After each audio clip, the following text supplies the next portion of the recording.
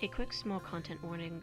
This Atlantis series will not be suitable for children as it will have strong language and violent themes. Any further needed warnings will be given in the coming videos at the start of their intros. Thank you. But anyways, hey everyone, my name is Kelsey, or also known as Uzu. Because of how often I end up mentioning my first campaign, I get a lot of questions about it from people. And I even get a lot of other people wondering about it because of one of my players and best friend, Cami or CamiCat on YouTube, talks about it a lot with others.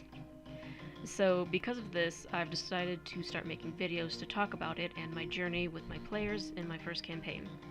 I thought doing videos like this would just make it easier, and it's fun. But also I was obviously inspired by the various D&D storytellers on YouTube, especially Dingo Doodles. I love watching their content and hearing about their game. And the format I decided to follow is inspired by Whistle While You Work, whose videos I also love because it's just so fun to see her art. So big thank you to Dingo and Whistle for the inspiration. Here's some cameo chibi as thanks. Okay, but anyways, so unlike most of the other storytellers on YouTube, the system that my campaign used wasn't Dungeons & Dragons. The system that I used was World of Darkness, or now known as Chronicles of Darkness, I believe. Don't ask me why they changed the name, I don't know. But, I'm gonna stick with calling it World of Darkness, or WOD for short. WOD was the first tabletop system I ever played. I started when I was about 19 or 20, so about 6 years ago. The module, if I'm using that term right here, that introduced me to it wasn't Vampire the Masquerade, though. No, it was Hunter the Vigil. I was immediately thrown into the human town of this dark, supernatural, occult shit of a tabletop game. And honestly, it was probably for the best. Otherwise, I'm not sure if the details of their supernatural stat sheets would have kept my attention back then. Anyways, I had gotten accepted to play in a hunter game by one of my friends and a group of strangers that then later became my friends. I ended up falling in love with tabletops right away, and then went and joined a second one, and then, before even either of those two games had finished, I decided, you know what? I want to run my own game. I have story ideas, I've got characters, I can do this. Hell yeah!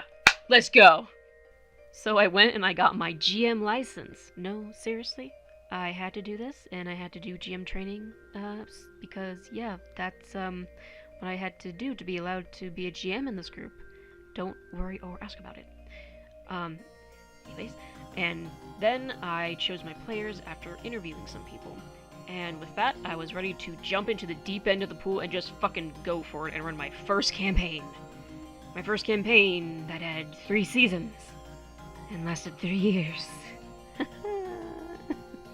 Oh boy. But yeah, let's go fucking find Atlantis, my dice rollers and stat sheet scrollers. Fucking yeet! Now, when I say Atlantis, I have to clarify something to my fellow WOD players that know of the world lore. I do not mean the Atlantis from Mage the Awakening. At the time of me making this campaign, I actually hated mages. A lot. So I had stubbornly refused to read anything about Atlantis in the WOD world lore. Like, I acted like a child if someone even brought it up. But, don't worry, I got over my bias and actually learned about it, and I actually do think it's pretty cool. But, I still prefer to throw all canon world lore out the fucking window and lock it as I bring in all my own homebrew stuff, because I want to do whatever the hell I want. Fuck it! So, I decided to make my own Atlantis in the world, and then, along the way, just my own entire fucking world because I have no control. So, at the beginning, my entire concept for the game direction was just, hey, I think it'd be cool to have a game all about finding Atlantis. But here was my first big mistake as a baby GM. That was all I had. So, you know, yeah, that's what I wanted. And I got my 7 players together, and I thought, awesome, I'm doing it, I'm GMing, I'm all set for my Atlantis game. Oh wait, shit, how do they find Atlantis, and why do they even want to go there? Oh no.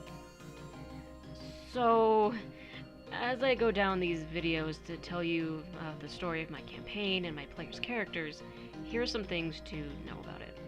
One, I only had the basic idea at the start that Atlantis is locked away and we want to find it because there is a power there that can grant a wish, with no genie shenanigans. And nothing else. Everything else is something I bullshitted and figured out along the way. Until we got to the middle of Season 2, where I finally had everything figured out and actually started planning! Wow! Number 2. There is so much homebrew here. The entire world build, the supernatural lore, characters, monsters, abilities, just everything is homebrewed and stuff I made up.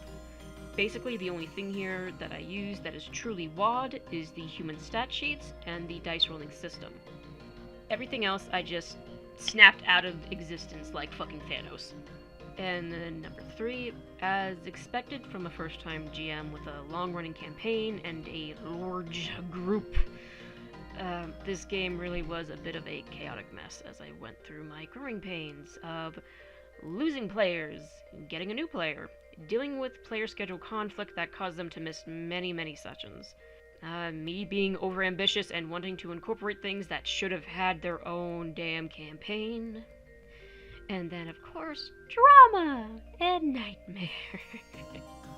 So, because of that, for this series, I will be cutting the fat and trying my best to focus on only the session parts that deal with the Atlantis story itself, and I will only be talking about 5 of the wonderful players that stuck it out to the end of this game, who I love.